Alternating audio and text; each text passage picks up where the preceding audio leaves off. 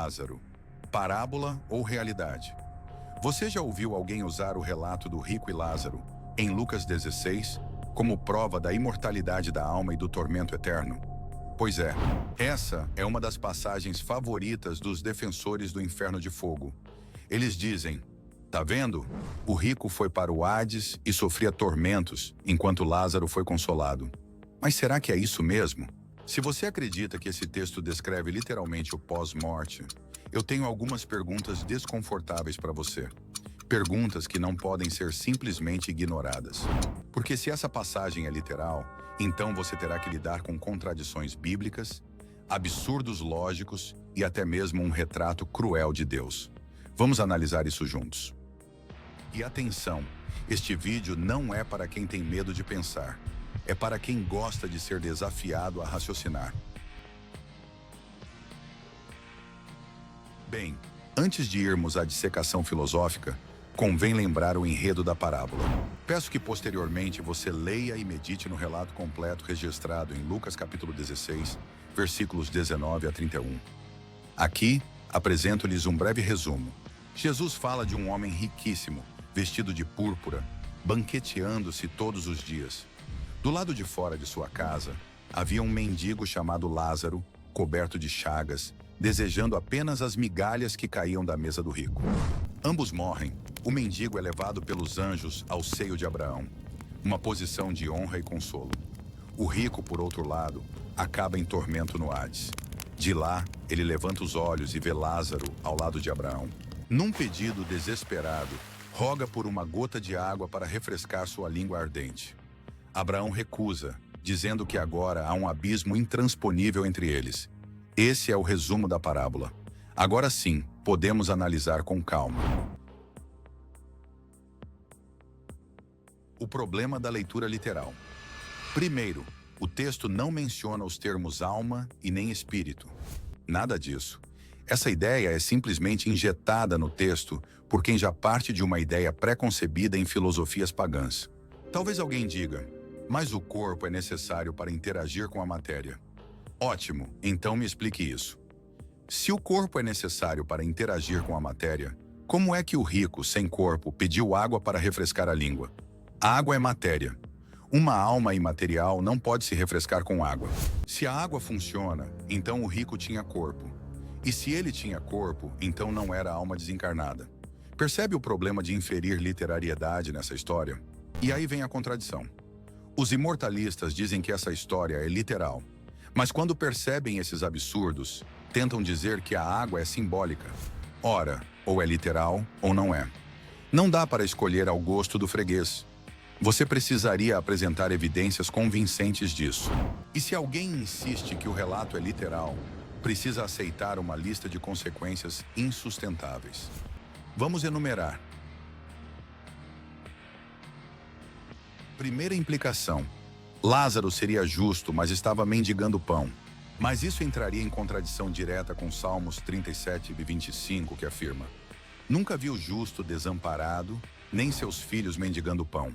Então, ou a Bíblia se contradiz, ou o relato é simbólico. Segunda implicação.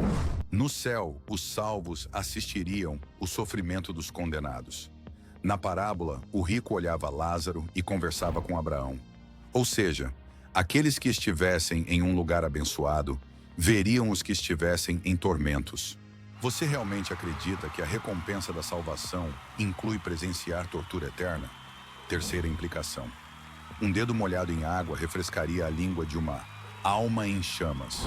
Isso não é teologia, é roteiro de desenho animado. Como vimos, essa teoria da literariedade colapsa quando eles dizem que almas imateriais seriam saciadas com água, que é matéria. Quarta implicação. O fogo queimaria seres espirituais e materiais. Então, mais um problema. Se são imateriais, como sentem dor? Quinta implicação. O texto diz que o rico estava no Hades. Mas o Hades, segundo a Bíblia, é a sepultura comum da humanidade, que será destruída em Apocalipse 20:14. Veja bem, o Hades, o Seol, ou o inferno, dependendo da tradução, será destruído. Como pode, portanto, o Hades ser ao mesmo tempo um local de tormento ardente e depois ser lançado no lago de fogo? Sexta implicação. Teríamos que ignorar dezenas de textos que esclarecem a condição dos mortos. A Bíblia diz que os mortos estão inconscientes, que não pensam, não sentem e não sabem de nada. Eclesiastes 9, 5 e 10, Salmo 146, 4, Ezequiel 18, 4 são inequívocos. Tudo teria que ser jogado fora para sustentar uma única interpretação literal absurda.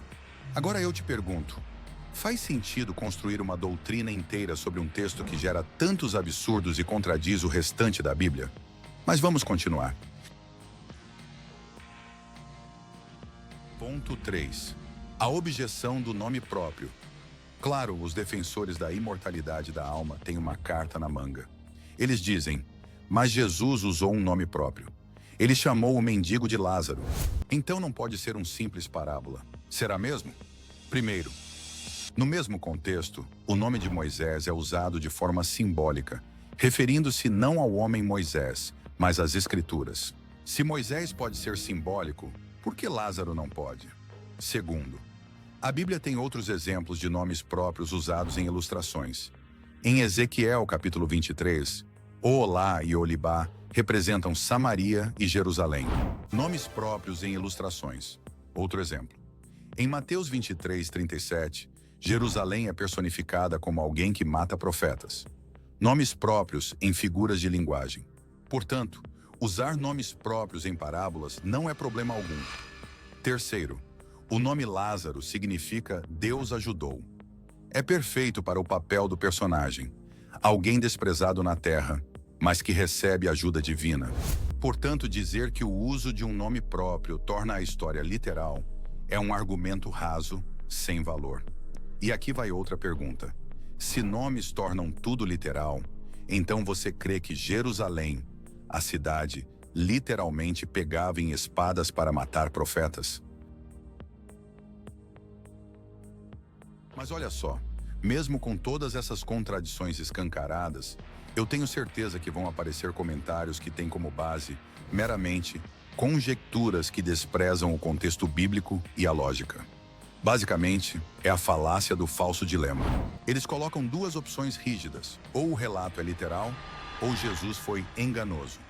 Ignoram a terceira via, o uso consciente de imagens culturais para ilustrar uma verdade. Exemplos práticos dessa falácia.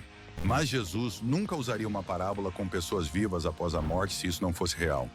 Bem, isso é uma falsa premissa. Jesus usou hipérboles, ironias e até caricaturas em seus ensinamentos. Exemplo, camelo passando pelo buraco da agulha, a trave no olho. Ele usava exageros ou absurdos exatamente para provocar reflexão. Dizer que ele não podia usar elementos não literais é reduzir sua genialidade pedagógica do nosso mestre. Outros ainda dizem, mas seria perigoso ele usar um cenário que lembrasse uma heresia. Ora, o perigo só surge quando se descontextualiza a parábola. E tem os que afirmam, mas se há uma lição espiritual, o cenário tem que ser real.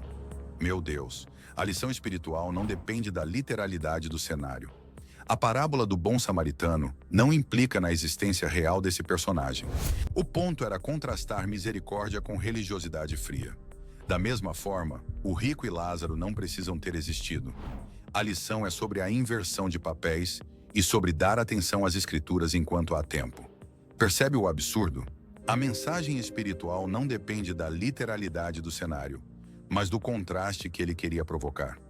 Quem insiste nesse tipo de conjectura não está defendendo a Bíblia, está apenas tentando salvar sua teologia das próprias contradições. Mas o que de fato essa parábola ensina? Vamos ver juntos. Ponto 4. O contexto farisaico. Bem, por que Jesus contou essa parábola afinal? O contexto é claro. Lucas 16:14 mostra que ele falava aos fariseus, que eram amantes do dinheiro. O rico, vestido de púrpura e linho finíssimo, representa a elite religiosa. Orgulhosos, cheios de privilégios, ostentando riqueza espiritual e material. O mendigo Lázaro representa o povo humilde, desprezado pelos líderes como ignorante e indigno. Quando ambos morrem, não é morte literal, mas uma mudança de condição. O rico perde seus privilégios, e os pobres em espírito recebem favor divino. O abismo intransponível simboliza a impossibilidade de conciliar rejeição ao Messias com a aceitação dele. Ou seja, a parábola não descreve o além. Ela denuncia a hipocrisia farisaica e anuncia a reversão de papéis trazida pelo reino de Deus. Veja bem, essa é uma ilustração com intenção retórica, não um relatório literal sobre a experiência pós-morte, usada por alguns para sustentar a imortalidade da alma. A passagem lida integralmente contradiz tal leitura. Ponto 5. Confronto direto com a doutrina da imortalidade da alma. Agora vamos ao cerne da questão. A doutrina da imortalidade da alma não nasceu na Bíblia. Nasceu no platonismo, no misticismo grego, e foi importada para dentro do cristianismo séculos depois. E aqui, um silogismo simples. 1. Deus é amor. 2. O tormento eterno é crueldade infinita. Portanto, tormento eterno não pode vir de Deus. Você realmente acha que o Deus que é puro amor seria o mesmo que manteria um campo de tortura para toda a eternidade? Sim, porque tudo o que existe é mantido por Deus. Se esse lugar horrível existisse, Deus teria que ser o autor e mantenedor. Essa doutrina transforma o Deus da Bíblia em um carrasco sádico. Um Deus que pune pecados temporários com dor infinita. Isso não é equilíbrio. Isso não é justiça. Isso não é cristianismo. Isso é paganismo. Conclusão. A parábola do rico e Lázaro não é um retrato literal do além. É uma ilustração magistral de Jesus contra os fariseus.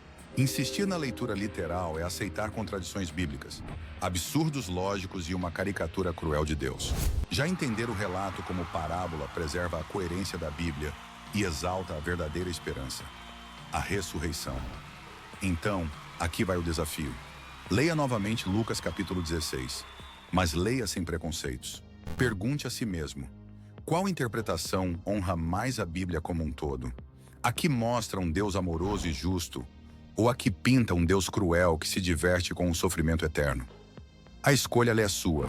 Não se esqueça de conferir a matéria completa desse tema. Vou deixar o link na descrição.